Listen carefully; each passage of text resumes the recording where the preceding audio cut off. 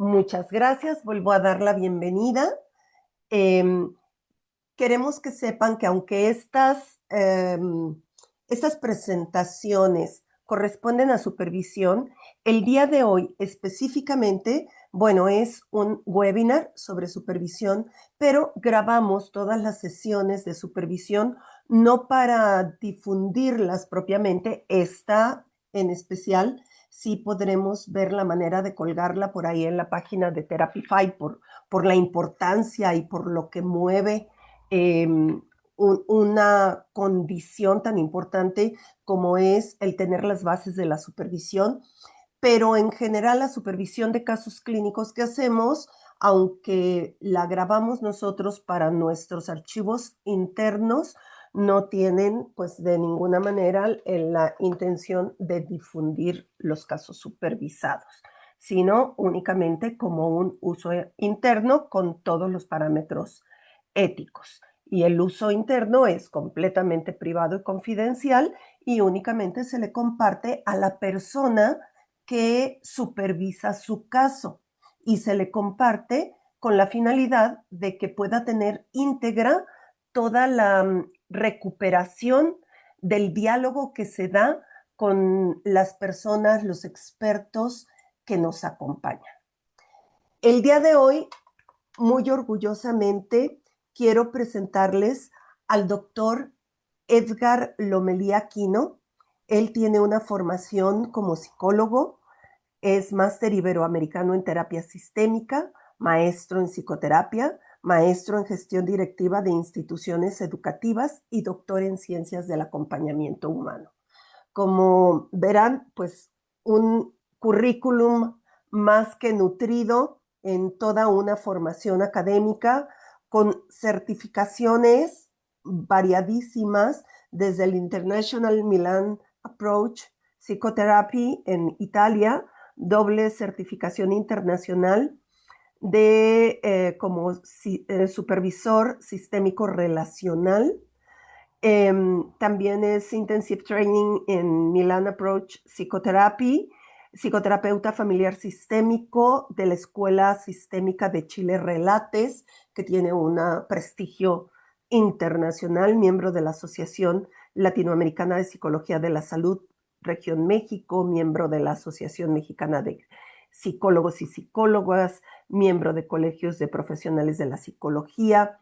Él es fundador de Dodi Acompañamiento Humano con una experiencia clínica en psicoterapia en forma nacional e internacional, supervisor de diferentes escuelas para las escuelas sistémicas de Chile, junto con Sandro Giovanazzi y Cristian Vázquez, supervisor de casos y formador para escuelas sistémicas paraguayas, supervisor clínico sobre las relaciones no monógamas, éticas y consensuadas, autor del libro Terapia Sistémica Relacional No Monógama, Parejas, Triejas y Polículas, ponente y docente activo, bueno, de forma nacional e internacional, docente en universidades mexicanas y también supervisor en universidades como nuestra máxima casa de estudios en México, que es la UNAM. Y muy orgullosamente, Edgar, un queridísimo amigo de Therapify y que sabes que te admiramos profundamente por todo ese trabajo y todo lo que nos compartes de esta manera tan generosa a todos los niveles, porque quiero que sepan, amigos y colegas, que cada vez que le pedimos a Edgar con todo este montón de cosas que tiene que hacer, que nos acompañe en algo, siempre hemos tenido su aprobación y ese corazón tan enorme para acompañarnos y darnos mucho de su inmensa sabiduría. Edgar, bienvenido. Gracias, Claudia. Qué bonita presentación porque la haces con mucho cariño y así le recibo. Mi terapeuta estaría muy en desacuerdo que tengo que empezar a decir no, pero bueno, ya eso ya lo trabajaré yo en mi terapia, pero bueno, gracias, gracias, de verdad. Oigan, pues algunos pusieron acá en el chat de los diferentes lugares donde nos acompañan. Gracias, gracias por estar aquí. Mm, para mí, una de las cosas que más me da sentido en el ejercer mi profesión es el trabajo con colegas. Y es por eso que tengo el sí facilito para Therapify, porque es el trabajo con colegas, entre colegas, para colegas, y me parece que es el sumar entre nosotras, y hablo en femenino porque la mayoría en el gremio y los que están presentes son mujeres. Entonces, en el plural femenino, trataré de considerarlo, ¿vale? Y bueno. Eh, gracias, gracias por estar en ese espacio. Tenemos poco tiempo, entonces quiero entrarle de lleno a lo que vamos a trabajar. Este webinar, mientras les voy compartiendo, les voy platicando lo siguiente. Eh, la manera en la cual me gusta a mí trabajar con todas ustedes es de forma interactiva. Por lo tanto, yo tengo abierto el chat por lo que ustedes pueden comentar o hacer una pregunta y les leo si no les es posible abrir el micrófono, porque a veces podemos estar con un ojo al gato y otro al garabato mientras estamos en la oficina atendiendo otros pendientes, ¿vale? Y es difícil a lo mejor abrir el micrófono, pero yo les leo, ¿va? Entonces, en cualquier momento, si ustedes tienen una duda, un comentario, una intervención, háganla. Me choca, me repatea, lo repruebo el hecho de esperarnos hacia el final, un momento de preguntas, porque se nos va el timing, o sea, ya, o sea, en lo que, no, pues era una duda del inicio, pero ya se me olvidó. No, no, no, o sea, por favor, en el momento, hagamos de este espacio un espacio de interlocución donde podamos dialogar, ¿vale? Entonces, también, si alguno de ustedes sí está en condiciones de abrir su micrófono y también de abrir su cámara, les agradezco a las que tienen abierta su cámara, se los agradezco muchísimo porque a mí me ayuda a pues a tener esa retroalimentación también visual desde caras así de, ¿qué está diciendo este loco? ¿No? A cuestiones de afirmación o de introspección. A mí me ayuda esta retroalimentación gestual que puedo ver dentro de los participantes de este workshop. Ok, excelente. Gracias a todas. Este workshop tiene por nombre Supervisión de casos en psicoterapia, una responsabilidad ética, ¿vale? Y pues bueno, para comenzar, les diría que si alguno de ustedes considera que alguna de estas ideas puede ser útil para algún otro momento referenciarla, pues esta es la forma de referenciarla, ¿vale? Que puedan hacerlo de la forma correcta, ¿va?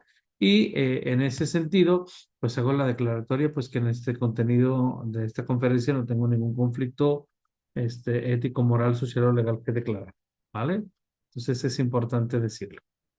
Y que yo soy responsable, no Therapify, de lo que yo diga, ¿vale? Es importante. Va. Ok, y quisiera comenzar con esta primera pregunta. ¿Para qué y con quién supervisar? Platíquenme ustedes. ¿Para qué supervisar? Sé que probablemente tenemos un constructo teórico que en nuestra formación como psicólogos y o terapeutas tenemos la clara idea de que es necesaria la supervisión, pero me gustaría sí saber ya no la cuestión de la teoría que aprendimos, sino en la experiencia clínica que tienes ¿para qué supervisar? ¿Con quién hacer este proceso de supervisión? Y me gustaría escucharles. ¿Sí? Si alguna de ustedes desea, Narciso nos dice, ahorita te doy la palabra, Narciso nos dice, asegurar la calidad de procesos y variables que surgen, muy bien, una estrategia para esto, muy bien, gracias. Adelante, Maris. Sí. Creo que no se puede abrir. A ver, ya, no.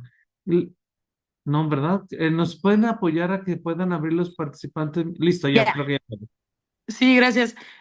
Yo me he dado cuenta que a veces funciona como símil al proceso terapéutico personal, en la medida en la que hablo en voz alta de mi paciente, de mi caso, tal, y lo reboto con otras mentes, puedo llegar a la conclusión de cosas que yo no había alcanzado a ver, De ti misma, dices? de mí misma y del proceso que estoy acompañando. Excelente. Entonces es también un mismo ejercicio de la terapia, el voltearse a Ujú. ver y voltear a ver también en una reflexión con alguien más al nuestro consultante. Muy bien, muchas gracias. Leo lo que nos pone por acá a Mairani para ver nuestros puntos ciegos. Muy bien. Hugo nos dice, para perfeccionar y volver más eficiente la práctica del psicoterapeuta, ¿sí? Para verificar que el proceso se realice correctamente, muy bien. Oscar Rojas nos dice que es para tener nuevas perspectivas. Oscar, sí, eh, totalmente de acuerdo. Existen, perdón por la tos, dependiendo del enfoque clínico, y me queda claro que aquí estamos psicólogos y terapeutas con diferente formación, ¿sí? Cada una de las epistemologías de nuestro enfoque clínico también considerará la forma de interpretar y posicionarnos frente a la supervisión, ¿vale? Quien, por ejemplo, en un enfoque clínico, por decir alguno, va de corte más psicoanalítico, tendrá que estar analizando las transferencias, la función de la transferencia, la contratransferencia, etcétera, ¿no? Quien desde un enfoque cognitivo-conductual en las diferentes ramas también de lo cognitivo-conductual que existe, es que probablemente se esté realizando el correcto análisis funcional de la conducta, ¿no? La correcta identificación de pensamientos automáticos, creencias centrales, etcétera, ¿no? Quien, por ejemplo, desde la parte humanista está justamente haciendo todo este proceso, no sé, se me ocurre gestáltico del ciclo de la experiencia, ver que sí justamente está haciendo contacto, que sí no está haciendo contacto, quien desde lo sistémico tendrá este método donde hay que analizar las relaciones a los diferentes niveles lógicos, etcétera, ¿sí? Cada uno de los que estamos aquí presentes, les pido por favor que puedan hacer el diálogo con su propia epistemología, ¿va? Lo que yo en este momento quiero compartirles sobre la supervisión no es no es una perspectiva meramente sistémica. Quise hacer un diálogo, algo que fuera más dialógico. Sin embargo, no puedo evitar que decir que pues, son los lentes con los cuales yo veo la realidad, ¿no? Entonces también filtrenlo, por favor, desde esa manera y así. Eh, em, Perdóname, el nombre es KKL2, pero disculpa. No, disculpen ustedes, lo que pasa es que estoy desde un ordenador que no es el mío, es Luis Daniel Ortiz.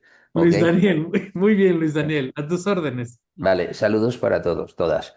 Quiero agregar algo que tú estabas diciendo ahí que es supremamente importante. Yo soy psicólogo, pero también soy psicoanalista. Y mira, lo que pasa es que la supervisión en la transferencia y la contratransferencia no solamente permite ver puntos ciegos, sino también algo que nosotros tenemos muy interiorizado y es la parte de lo inconsciente. Cuando en psicoanálisis decimos que hay transferencia y contratransferencia, no necesariamente el analista o el terapista o terapeuta lo puede ver. Entonces, cuando nosotros no lo podemos ver porque es algo de lo inconsciente, pues nos ayuda mucho que otra persona que también está en nuestra forma de terapia nos diga, mira, lo que pasa es que de pronto si estás transmitiendo esto con tu gesto, estás transmitiendo esto con tu lenguaje corporal o estás transmitiendo esto con tus palabras, el paciente o la paciente se va a sentir de cierta manera cohibido, coaccionado a dar una respuesta X o Y. Y entonces cuando nosotros vemos que esa parte de lo inconsciente, que es altamente influyente, porque estamos hablando, si lo vemos desde la neuropsicología, desde esas neuronas espejo o desde ese tipo de interacción que más que palabras son gestos, visiones, posturas, podemos interactuar de una manera diferente. Miren, en el psicoanálisis tratamos de que la interacción no sea cara a cara. Tratamos de tener al paciente en una situación en la cual evite vernos y nosotros evitemos ver al paciente para que esa comunicación, ese hacia un flotante, sea lo más neutra posible. Entonces, por eso también en la supervisión, nuestro terapeuta, que está en la cabecera, de donde viene la palabra cliné, que significa justamente cabecera de cama, nos puede observar y nos puede decir, sí, mira, estoy viendo que pronto tu forma de entonar, tu forma de moverte, tu forma puede hacer otra transferencia. Y obviamente, a no ser que estemos delante de un espejo, eso no lo vemos. Entonces, Claro, gracias a estas interacciones podemos mejorar en esa situación. Entonces, yo creo que es fundamental totalmente. ese tipo de supervisión. Gracias, Luis, por esta intervención. Me parece muy rica, que de hecho es verdad que la supervisión cuando se hace directamente en el mismo enfoque permite esto y creo que justo lo que acabas de hacer es lo que les pido, que hagan justo este diálogo, esta interpretación, esta literal hermenéutica a través de su enfoque clínico, ¿vale? Para que hagan este diálogo. Sin embargo, voy a hacer un spoiler. El día de hoy yo les voy a compartir la experiencia de una supervisión interenfoque, ¿sí? Que hemos estado llevando, que ha sido muy rica, ¿sí? Bueno, ya veremos cómo lo vamos a hacer, ¿va? Leo rapidísimamente, Janet dice, para garantizar la calidad y seguridad del paciente también es verdad, mejorando las competencias como profesionales a través de la revisión técnica y apoyo emocional. Paola, para lograr un ejercicio circular, nutrir, añadir ópticas, tanto como terapeuta como persona que guíe el proceso. Excelente. Quiero solo no obviar una pregunta, ¿sale? Que es, ¿alguno de los o las presentes eh, eh, no está de acuerdo, está en contra, tiene una opinión contraria a la supervisión? Que es completamente válido, ¿va? Pero solo quisiera saber si alguien dice, yo tengo mis dudas. ¿No?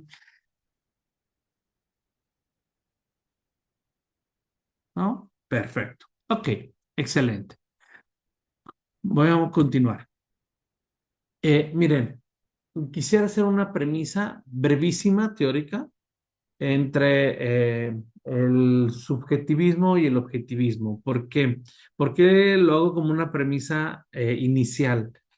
Porque los diferentes enfoques pueden tender más hacia un objetivismo o a un subjetivismo, cayendo incluso a la radicalidad de ambos extremos, ¿vale? Y esto hay que tenerlo en cuenta en un proceso de supervisión, porque hay terapias que desde su epistemología se plantean más hacia objeto y más que sujeto, ¿va? Y cuál es la diferencia básica de esto? Es que entre el objetivismo y el subjetivismo, que ya hay que tener en cuenta la terminación ismo, que es un extremo, no un elemento ya fuera de lo normal, entendido por normal lo central, ¿va? El objetivismo da una mayor importancia al objeto que el sujeto y el subjetivismo al contrario, ¿va? El segundo es el que me interesa. ¿Cómo ve una postura objetivista y cómo ve una postura subjetivista? La forma que ve la realidad, ¿sí? La realidad, quien tiende al objetivismo, es lo que vemos y lo que es, ¿va? Y quien desde el subjetivismo no, la realidad no puede aprehenderse de una forma objetiva, ¿vale? Entonces, esto es bien importante. porque desde el enfoque clínico que podamos tener, hay que hacer esta prerrogativa, ¿va? Ok, dicho esto, habría que diferenciar tres verbos. No es lo mismo ver, mirar, que observar, ¿sí? Porque el ver, estamos hablando de este sentido, ¿sí? De una cuestión mecánica, el hecho de ver, que viene el proceso que ya conocemos de percepción. Mirar es cuando entre todos los demás estímulos que hay, nosotros discriminamos para concentrarnos en ello, un miraje, ¿sí? Pero observar nos lleva a no solo mirar, sino ampliar este campo para observarlo, para detener, analizarlo, comprenderlo y estar. ¿Qué es lo que hacemos en un proceso de supervisión? Es un proceso mirado, ¿sí? Eh, bueno, ahorita te leo, Hugo, ¿vale? Fíjense muy bien. Entonces, es importante tener en cuenta cuando hacemos un ejercicio de supervisión, tomar en cuenta la percepción y la perspectiva. Este es el clásico ejemplo que tenemos sobre cómo es que podemos ver una realidad un tanto objetiva, un tanto subjetiva, ¿vale? Y que la percepción de ello sí determina la interpretación que hacemos, ¿va? Eh, quiero preguntarles, ¿qué ven aquí en la pantalla? ¿Qué es?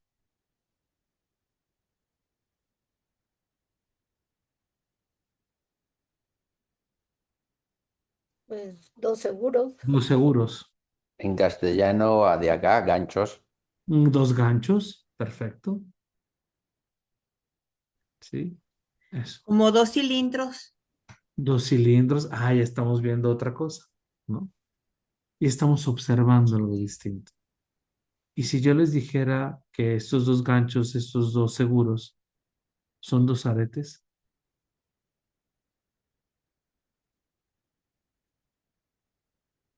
¿sí? O si yo les dijera que estos dos ganchos, estos dos seguros, son dos pistoles, ¿no? Entonces, en realidad, dos columpios, por ejemplo, dice David, ¿qué es lo que pasa en un proceso de observación? ¿Sí? Eh, sí, Janet, es ver las diferentes opciones que solo un objeto. Entonces, al ver, por ejemplo, al supervisar un caso, mm, supervisar un caso no tiene sentido cuando el objetivo es que todos veamos lo mismo. No tiene caso, porque entonces no hay necesidad de una supervisión. Voy a ahondar sobre este punto ahora mismo. Ay, porque cuando nosotros supervisamos y cuando nosotros estamos en un proceso de psicoterapia como terapeutas desde nuestra perspectiva y desde el situarnos como terapeutas, es importante preguntarnos desde dónde observo y por qué observo lo que observo. ¿Sí? Es decir, cuando yo estoy frente a un consultante, un paciente, un cliente, y yo hago una pregunta a partir de una observación que hago,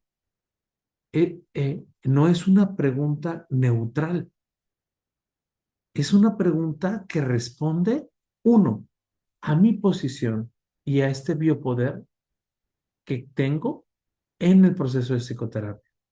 La terapia no es un espacio de igualdad de poder, es asimétrica, porque el terapeuta tiene una posición distinta de nuestro paciente. Entonces ya aquí nos da una perspectiva distinta. A partir de las premisas teóricas epistemológicas que tengo, se convierten en estos filtros a través de los cuales yo observo. Entonces, es importante el preguntarnos por qué observo lo que observo. ¿Qué tanto tiene que ver conmigo? ¿Qué tanto tiene que ver con el otro? ¿Sí? Y en ese sentido, en el por qué observo lo que observo, es importante tener una perspectiva interseccional. ¿Sí? No es lo mismo la visión que tenemos desde ciertos privilegios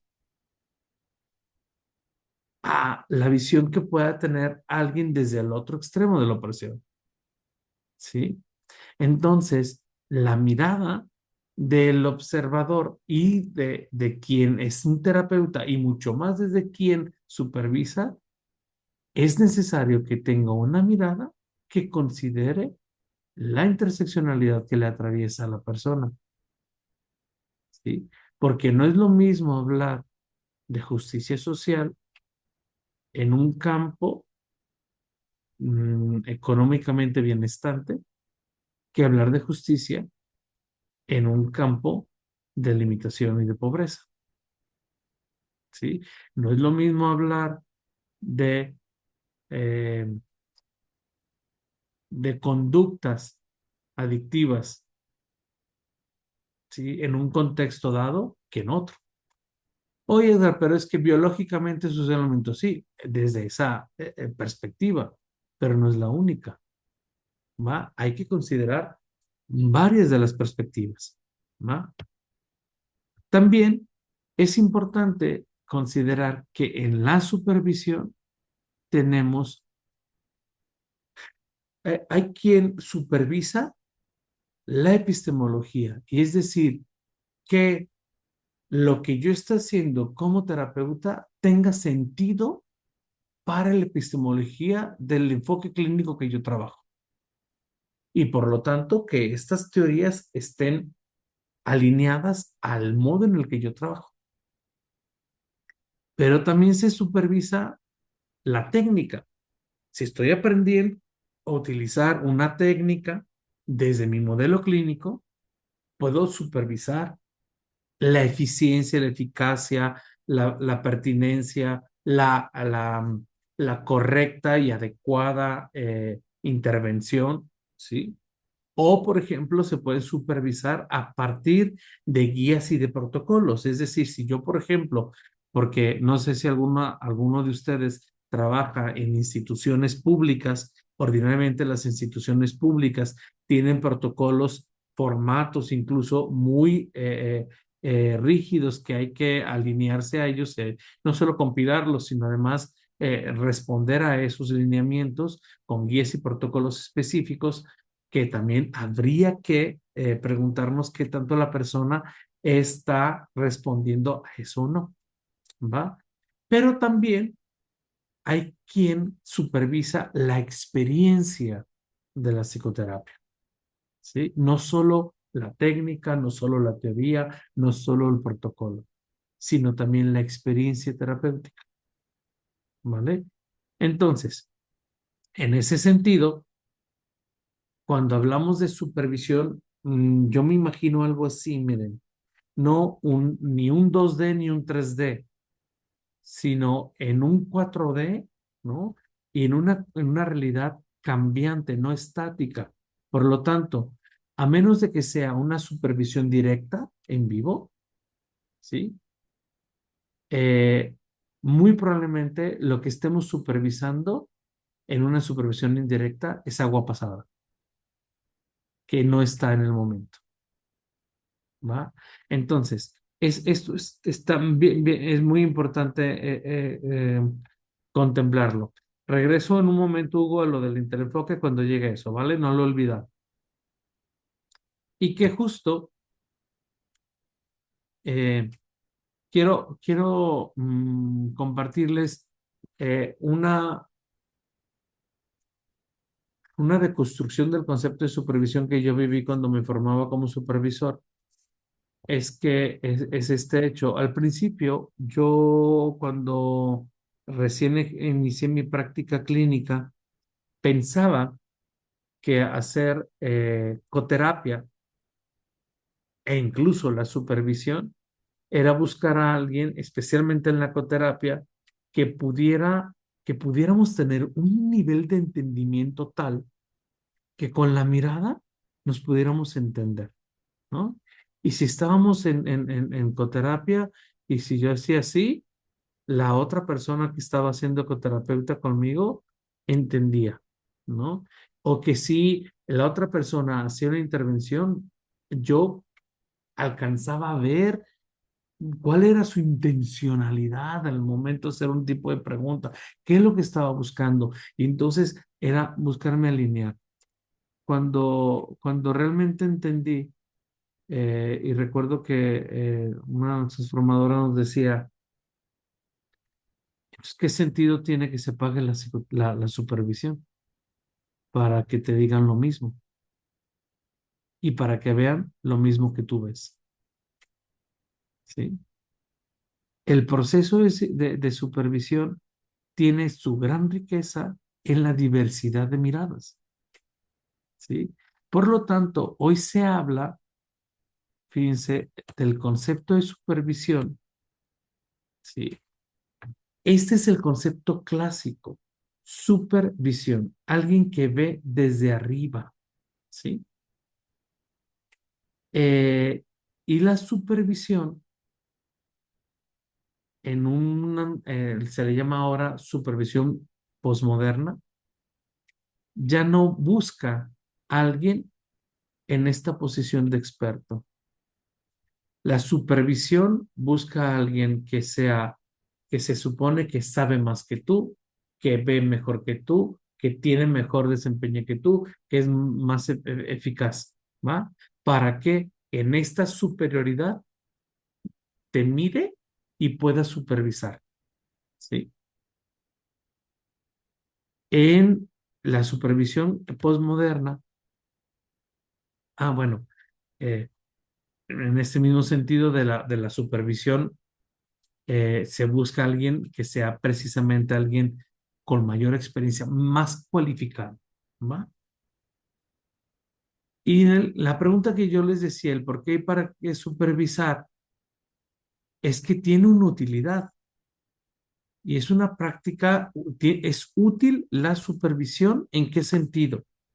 Que permite emplear los recursos y las capacidades de las personas, ¿sí? Les permite revisar el caso que se lleva, permite analizar las resonancias emocionales y afectivas, permite ofrecer nuevas ideas, nuevas hipótesis clínicas educativas, ¿sí? Favorece cambios en el equipo de trabajo, ¿no? Y también activa el sentido de corresponsabilidad de los resultados de las intervenciones. Por eso es útil la supervisión. Sin embargo, quiero decirles una cosa. No todos supervisamos por el mismo motivo, ¿sí? Hay personas que buscan la supervisión, terapeutas, colegas nuestros, porque están pidiendo técnicas. Es decir, ¿qué hago? ¿Qué técnica puedo utilizar con un paciente que vive esta sintomatología? ¿Qué técnica puedo utilizar para esto? Entonces, eso es importante considerar. ¿Para qué estás solicitando una supervisión? Habrá quien pide una supervisión como una asesoría, ¿sí? En el qué o cómo actuar. Y entonces la asesoría, que es distinta a la supervisión, lo que te dice es justamente haz esto otro, porque en esos puntos ciegos que no vemos, nos dicen, son indicadores. Habrá quien se hace supervisar por los propios enganches personales. ¿Sí? La resonancia que tengo, la transferencia que tengo, a quién me recuerda, en lo que me mueve, en donde yo estoy atorado, ¿sí? Toda esta parte que tiene que ver conmigo como terapeuta y como persona, la persona del terapeuta, cómo estoy yo enganchado con eso. ¿Sabes qué? Es que esta situación tiene que ver y se vincula con mi historia personal, ¿no? Y habrá quien solicita esta intervención de supervisión. Habrá quien lo pide porque tiene dudas sobre los diagnósticos, sobre los perfiles, ¿sí? Es que, ¿sabes qué? Mira, me parece que tiene rasgos de TLP, pero en ciertos momentos escucho que tiene otra sintomatología que corresponde más a este tipo de patología, tal, bla, bla. Y lo que quiere es aclararse esto, ¿no? Habrá quien desea confirmación y decir, oye, estoy haciendo esto, ¿cómo lo ves? ¿Crees que va por el buen camino? Sí, dale, sí. Y otras cosas más, ¿va? Entonces, cuando vamos a supervisar, es importante recoger el motivo, la demanda, así como cuando nosotros hacemos psicoterapia, recogemos el motivo de consulta, en un proceso de supervisión, tendremos que identificar el motivo de supervisión. ¿Qué es lo que busca el supervisado? ¿Va? Ok. Luego, de aquí, vamos a emigrar al concepto posmoderno de la supervisión que abandona esta posición de superioridad para hablar de algo que es la supervisión en grupo. Lewin ya nos decía hace tiempo que un grupo no solo es la suma de varios miembros, ¿no? Sino la articulación y la relación que constituyen estas personas, las que hacen el grupo, la que definen la totalidad de la dinámica de un grupo y por lo tanto, cómo esto afecta a lo individual y a lo grupal. En ese sentido, hablar de un equipo terapéutico, ¿sí? Es considerado este equipo de trabajo que es particular. ¿Por qué? Porque lo que hace un equipo terapéutico es posibilitar la activación de los recursos que utilizamos en las intervenciones, que pueden ser estas más articuladas, encaminadas al alcance y logro de los objetivos en los contextos que hemos dicho, que es lo que ustedes decían al inicio. Para eso es un proceso de equipo terapéutico. La idea de supervisión en la actualidad, y esto no tiene que ver solo con el enfoque sistémico, es importante que lo consideramos, es que se abandona en la perspectiva posmoderna la supervisión en cuanto a jerarquía para ponernos en una intervisión, ¿sí? En una horizontalidad. ¿Por qué el cambio de enfoque a no supervisar, sino intervisionar? ¿Por qué? Porque la intervención requiere de más miradas, al menos, ¿sí? 3 personas, junto con quien busca la intervención, ¿sí? ¿Para qué? ¿Por qué? ¿Por qué y para qué 3? Ordinariamente, el número par lo que hace es dividir. Y el número impar siempre ofrece la posibilidad de algo distinto, ¿va? La recomendación es esta, que pueda hacerse con un grupo de al menos 3 personas, que nos permita mayor riqueza de miradas. Y lo importante aquí es que no hay una jerarquía en donde una opinión es más importante que la de otro, sino que las 3 miradas pueden brindar una visión, una observación complementaria, ¿sí? Eso es bien importante, el poder que las personas que pertenezcan al grupo de supervisión puedan ofrecer al intervencionado miradas que él no ve, ¿sí? Y eso ofrece riqueza. ¿Cuál es la tarea de este equipo de intervención? ¿Sí? Eso es permitir una forma efectiva y espontánea de organización de entrada, donde esta horizontalidad permite una organización del grupo. Pueden estar interrumpiendo, hablando, discutiendo al mismo nivel porque no hay jerarquías, ¿sí? Y también eh, eh,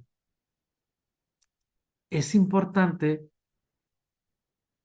que la forma en la cual los intervisores y los intervisionados actúan ayuda como forma de terapéutica de modelar también el proceso de diálogo con nuestros consultantes. Fíjense muy bien, hay diferentes niveles en los que se entrelazan, ¿sí? Estas ventajas. Primero, los participantes en el grupo de intervención lo que hacen es que se colocan en una posición de facilitar al intervisionado y ayudarle, ¿sí? Toman conciencia de su posición y ayudan a los demás a enriquecer. Se destacan las resonancias que podemos tener en el grupo de intervención, ¿sí?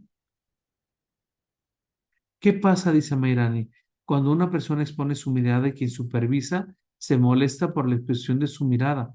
Es que es eso, escucha, por ejemplo, si es supervisión, estamos hablando de que entonces le estamos dando a alguien la última palabra, ¿sí? Si es un supervisor y lo que estamos buscando es una supervisión, le estamos dando al otro, ¿no? La última palabra.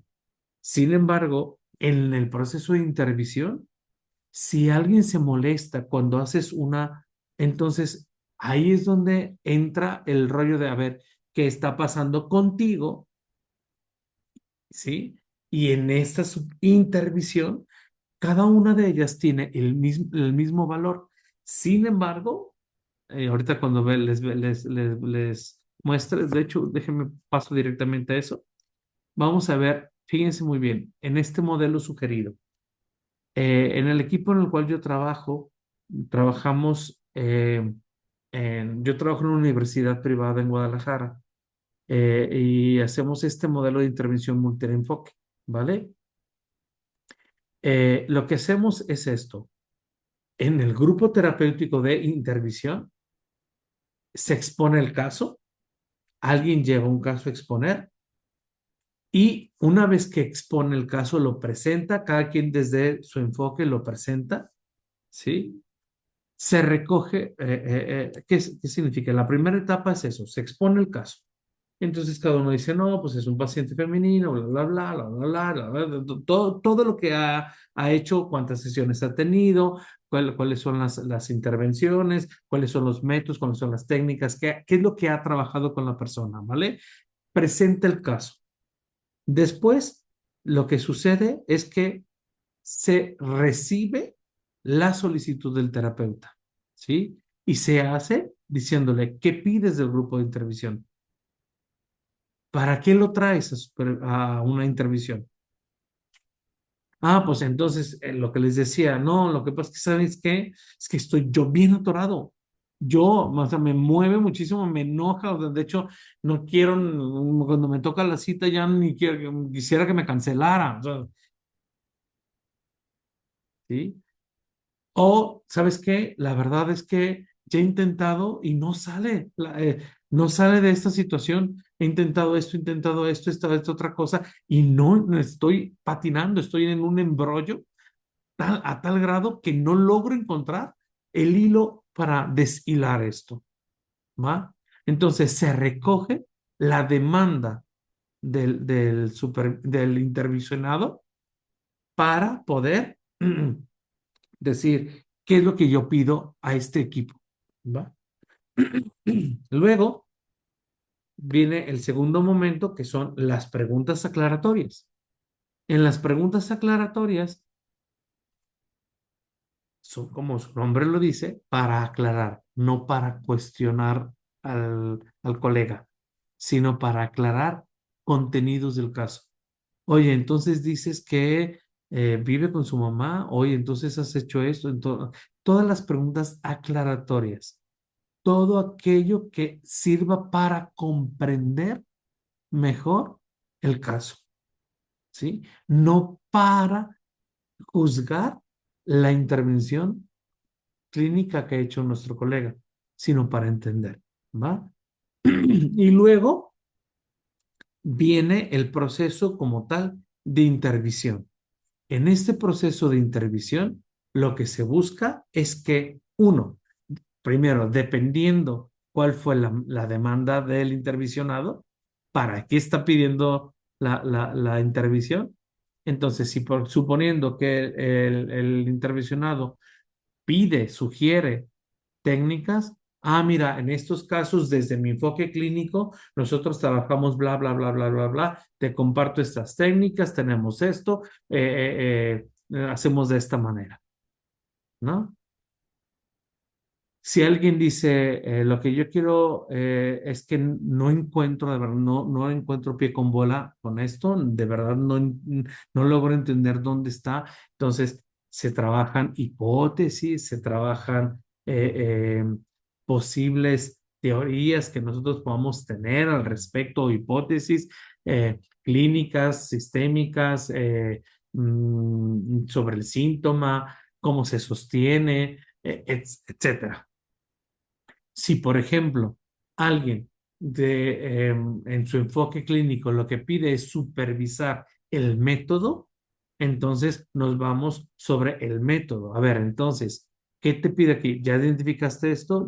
La guía que te dice, el protocolo, ¿qué está faltando aquí? ¿Cómo está interrelacionando? ¿Vale? Dependiendo entonces, la intervención está vinculada directamente con la solicitud del terapeuta. ¿Va? ¿Qué es el para qué está solicitando esto? Si, por ejemplo, el terapeuta o la terapeuta solicita para una cosa como es la técnica, sin embargo, es evidente que hay otro tema que tal vez le convendría, se le menciona, ¿sí? Y se le pregunta y se le dice, oye, yo veo que además de esto, está esto, ¿te gustaría? ¿Quisieras que lo trabajáramos en esta intervención? ¿Sí? Luego, a diferencia de la supervisión, la intervisión, la última palabra la tiene el terapeuta, quien está frente al caso. ¿Sí? A diferencia de la supervisión, porque el supervisor es el que dice, haz esto. En el último momento, en esta fase conclusiva, se le da la voz al terapeuta y se le dice, oye, de todo esto, algo te dio sentido, algo te sirve, que para ti, ¿qué es más funcional de esto, de todo lo que escuchaste, ¿no? Y al final, el intervisionado es quien toma la palabra para decir, es por acá, ¿sí? Y quien decide por dónde irse, porque es quien está frente al consultante. Esto no aplica en un proceso formativo, ¿sí? Cuando tú estás en un proceso de supervisión en contexto académico, educativo, es distinto, porque ahí sí se evalúa la competencia terapéutica, ¿sí? Lo que yo estoy hablando en este momento no es en contexto formativo, es ya en la clínica, ¿sí? Muy bien. Y para abrir espacio a las preguntas, les sugiero estas dos lecturas, una de Ana María Dascal, que se llama Poniendo la lupa en la supervisión clínica, y la de Margarita Tarragona Sáenz, de Ibero Ciudad de México, la supervisión desde una postura posmoderna, ¿sí? Son dos lecturas que les sugiero si les interesa profundizar sobre esto. Y bueno, Sí, ahora sí te leo, Hugo, que es esta parte de lo que decías. Le comparto un poco de mi experiencia. El enfoque que originalmente estudié fue psicoterapia posmoderna, pero me adentré al que es basado en el psicoterapia basada en evidencia, me imagino, Hugo. Espero que sí. Y la verdad es que hay muchos aspectos complementarios. Las corrientes posmodernas me ayudaron con la construcción del vínculo y la sensibilidad social y habilidades blandas. Sin embargo, la TCC y la psicología basada en evidencia me han enseñado a ser eficiente, a ser objetivo y a seleccionar la intervención adecuada dependiendo del caso. Perfecto. Mm, sí, fíjate, es importante tener congruencia epistemológica. Eso sí, cuando nosotros somos clínicos eh, y nosotros hacemos una intervención, lo hacemos desde un marco teórico epistemológico, que además regula nuestra ética, ¿sí? Entonces, supervisar se convierte en eso. Sin embargo, cuando nosotros logramos no hacer intervenciones mezcladas, no es la mezcla, sino el saber que son recursos que yo puedo utilizar y que hay algún concepto que a mí me ha gustado mucho y que creo que tendríamos que tenerlo bien claro, que son los factores comunes en la psicoterapia.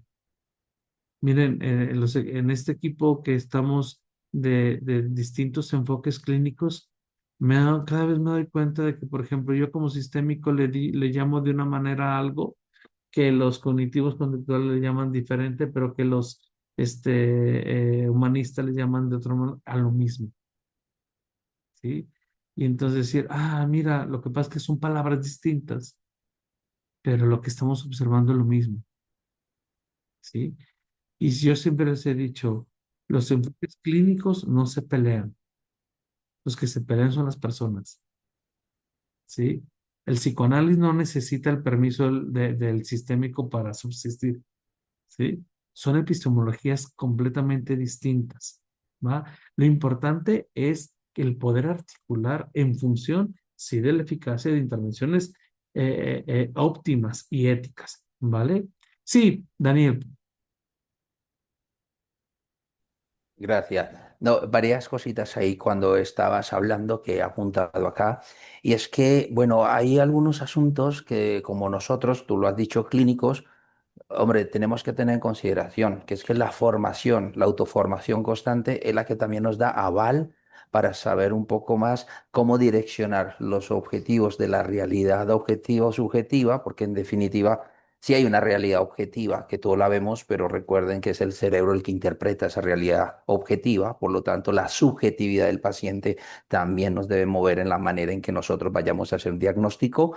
También está ese punto entre el fondo-figura. Una cosa es lo que tú crees que va el terapeuta a decirte y otra cosa es lo que realmente te das cuenta que es lo que necesita el terapista, porque a veces el terapista va por algo y termina con otra cosa totalmente divergente a lo que iba y obviamente somos nosotros los que tenemos que tener cuidado sobre eso. Y también acerca de lo que tú acabas de decir, los enfoques teóricos que no se deben pelear. Lo que pasa es que esa diversidad o esa unidad en la diversidad a veces es lo que he visto que confunde a los colegas. ¿Por qué? Porque efectivamente a las teorías les da por cambiar algunas cositas, algunos nombres, pero el concepto es el mismo. O sea, el concepto funciona igual, pero los nombres son divergentes. Y tener en consideración que lo que tú decías, igual, miren, lo que pasa es que la supervisión, o como nosotros lo entendemos acá, hablo desde Colombia, la supervisión se da en un momento puntual. O yo estoy estudiando y obviamente necesito un supervisor, o estoy trabajando para una empresa y la empresa me supervisa mi trabajo. Y en definitiva, sí, el que tiene la última palabra es el supervisor. Obviamente, yo puedo dar mis puntos de vista, pero él es el que manda, digámoslo así. ¿Qué es la riqueza de pronto de la supervisión que no tiene esta intervención? Vygotsky decía que nosotros debemos tener una zona de desarrollo próximo y si la zona de desarrollo próximo gira justamente en el mismo nivel, pues no hacemos ningún desarrollo. Pero si giran niveles divergentes, aunque nos complementemos, obviamente cuenta la experiencia, cuentan los estudios, cuentan los tiempos. Y Pichon-Rivière nos recuerda que los grupos interactivos funcionan de acuerdo a la identificación dentro del mismo grupo de los elementos que yo puedo adquirir dentro de esa divergencia para solucionar problemas. Entonces, en ese orden de ideas se enriquece todo este asunto, no solamente desde la supervisión, sino entre la intervención. Y tener en consideración que ya cuando tenemos un grado, pues hablamos entre colegas, obviamente, y que ese colegaje nos permite no solamente compartir experiencias clínicas, sino a la vez compartir nuestra experiencia personal sobre la clínica que realizamos. Entonces, quería solamente puntualizar sobre esos asuntos porque considero que a veces esa convergencia del concepto, pero la divergencia de las palabras es lo que a veces crea esas confusiones tan interesantes entre lo que tú decías, diferentes enfoques y las epistemologías que obviamente tienen esas palabras, van a hacer que nosotros, como tú lo decías, como individuales, tratemos de pelear, pero como colectivo sabemos que en definitiva van a apuntar hacia la salud mental, no solamente del paciente, sino también de nosotros, porque nos afecta en esa función de transferencia y contratransferencia. Y claro, definitivamente, qué riqueza hay en la diversidad enorme. Y creo que eso es lo que vale en un proceso tanto de supervisión como de intervisión. Evidentemente, de acuerdo a la epistemología de la formación clínica que yo tenga, seré más afín a un modelo de supervisión o a un modelo de intervisión, ¿sí? Pero lo importante es que lo hagas, que te hagas supervisar o te hagas intervisionar, pero que lo hagas. Ese es el compromiso ético, ¿no? Pues bueno, bien, gracias. Tengo tiempo para una pregunta más y me encantaría quedarme más, pero tengo paciente, entonces, sí me tengo que ir. Una pregunta, un comentario más. Sí, María Liz, por favor. Bueno, buenos días. Buenos Hago una días. pregunta. En el encuadre inicial con el consultante es importante señalarle que como terapeuta en el ejercicio profesional y por ética, el caso puede ser solicitado para supervisión. O sea, que el paciente sepa que puede tener otras miradas, o que bien sea que se lleve a un staff, o bueno, cualquiera de estas situaciones. Gracias. Sí. Qué pregunta tan importante, porque aquí se consideran situaciones ético-legales, ¿vale? Miren, lo que se recomienda de entrada, bueno, dependiendo el contexto donde se haga supervisar o intervisionar, ¿sí? Si es un proceso institucional, sí, ordinariamente los avisos de privacidad y el consentimiento informado que se le hace firmar a nuestro consultante, a nuestro paciente, tendría que especificar claramente que esto sucede, ¿vale? Y evidentemente, cuando es en un proceso formativo, no solo hay una declaratoria inicial y donde la persona accede a un proceso terapéutico con supervisión con fines formativos o académicos, además debe firmarlo.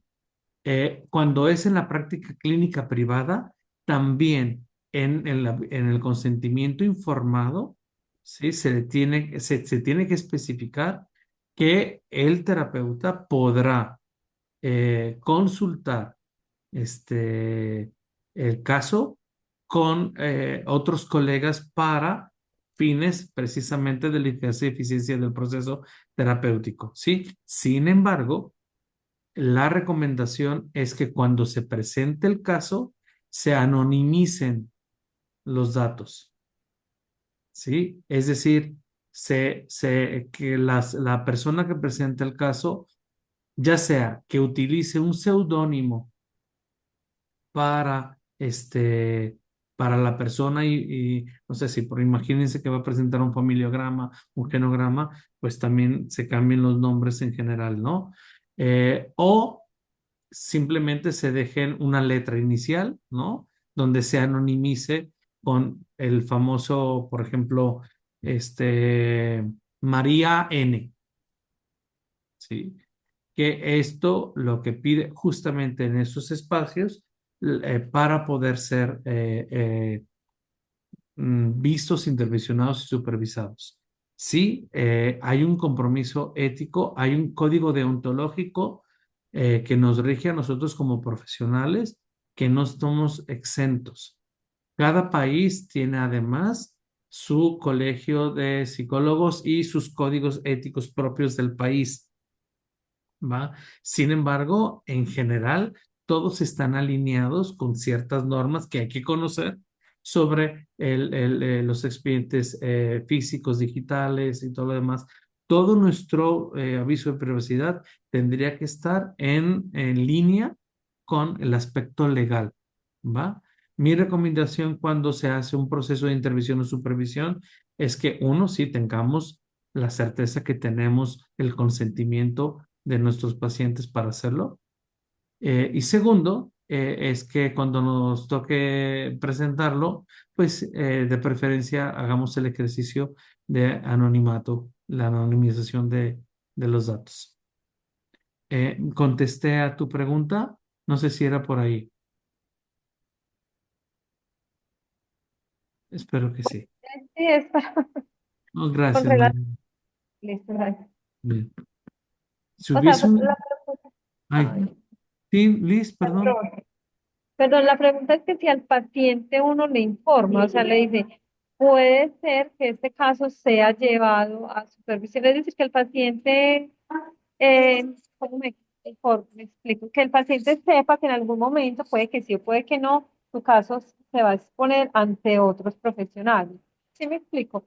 Sí, y respondo, repito, sí, en brevis, Ah, sí, sí, pero le tienes que hacer, le anónimamente. tienes que dar, o sea, tiene que estar explícito en tu consentimiento informado. Ah, Cuando tú tienes en la primera cita, es una responsabilidad legal que la persona te firme un aviso de privacidad de sí, el datos consentimiento. y el Eso, pero consentimiento puede que sí informado. o puede que no. Ahí, la cuestión es que si no, es una falta ética y legal. Exacto, entonces es mejor colocarlo desde el principio porque puede que se presente o puede que no. Muchas gracias. Exacto, pero en el consentimiento informado es donde tú dices que Ujú. en caso podría llevarse a supervisar. Perfecto, ahora sí me queda muy claro. Gracias, gracias. Muy bien, con gusto. ¿Algo más? Si no, cerramos. Una cosita más Sí, Daniel. para todos en general. Muy buenas tardes de nuevo. Miren, hay que tener algo muy presente. A veces los consentimientos informados no los lee el paciente. Nosotros deberíamos hacer esa, o yo lo hago, ese acompañamiento de decir, mira, si ya vamos a empezar un proceso terapéutico, ven, leamos entre los dos el consentimiento informado. Porque he tenido colegas en Colombia, obviamente no sé por allá en otros lugares, pero en Colombia he tenido problemas en que efectivamente, mira, es que aquí está firmado, pero es que yo no leí, o sea, yo no leí esa parte, yo no entendí esa parte, no me diste posibilidad de explicarlo. Y estoy muy de acuerdo en lo que tú dices, es muy cierto que cada uno de nosotros, dependiendo de dónde vaya a trabajar, sepa muy bien el código deontológico del país. No es lo mismo trabajar en Colombia que trabajar con pacientes de México. Y cuando se trabaja para una institución, es la institución la responsable de ese consentimiento informado. Nosotros lo que hacemos es ponerlo en divulgación y tratar de que el paciente entienda a lo que está él firmando, porque de lo contrario, obviamente eso trae las responsabilidades éticas, económicas y obviamente civiles que cada código Y legal penales tenga en el también. país.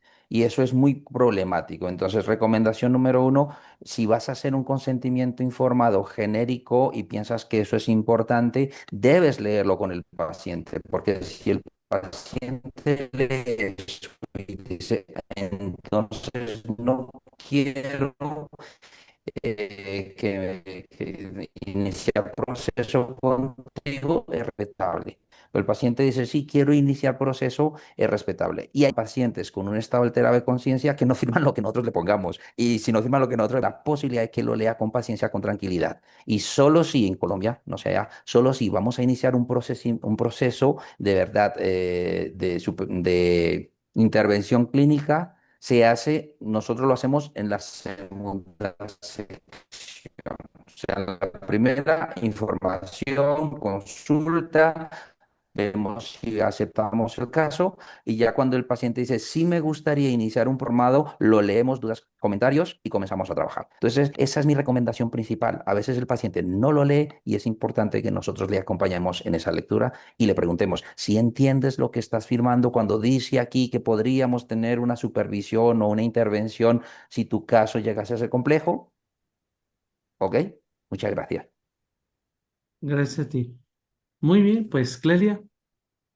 Muchísimas gracias, Edgar. Y pues no me queda más que invitarlos a todos, manden sus casos, tengan esta seguridad, es un espacio de colegas, es un espacio de compartir información, es un espacio seguro y que la finalidad es ayudarnos a aprender y tener esta visión, esta intervisión en donde nadie es más que el otro, no estamos expuestos a decir es que él lo está exponiendo porque no sabe, todos no sabemos en todos los momentos, siempre vamos a tener algo que nos falta por aprender y ese algo que nos falta por aprender, siempre hay un colega a un lado que nos puede ayudar y nos puede guiar y nos lo puede enseñar.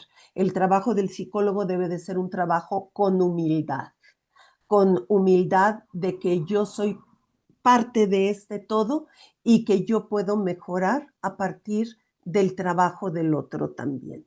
Y pues muy agradecida, Edgar, con esta maravillosa presentación, con esta visión que nos das dentro de tu vasta experiencia, muy agradecida por los comentarios de todos que nos ayudan a enriquecer esta presentación y los esperamos para el día 25, que es la siguiente exposición. Ya tenemos un caso por ahí para hacer esta intervención con apoyo de todos ustedes. Les recordamos que en las sesiones normales, bueno, los micrófonos están apagados por cuestión de tiempo, pero que todo el tiempo estamos recibiendo toda su comunicación a través del chat y la grabación se le proporciona al supervisado, únicamente al supervisado.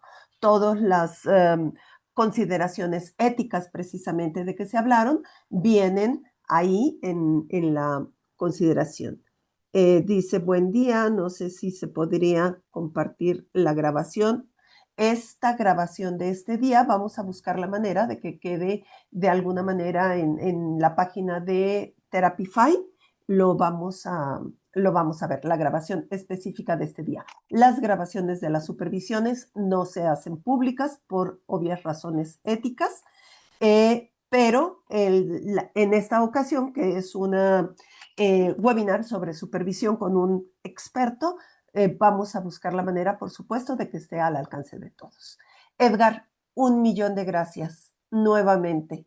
Al contrario, gracias a ustedes y estoy a su disposición. Por ahí les proyecté mis datos de contacto con toda confianza. Si alguien tiene alguna duda, algún comentario, algo que quisiera intercambiar de ideas, con gusto estoy para ustedes. Les mando un abrazo, los dejo porque tengo que irme al consultorio. Muchísimas gracias, Edgar. Muchas gracias a todos. Estamos a sus órdenes y quien quiera los datos de Edgar, también nosotros los tenemos. Muchas gracias.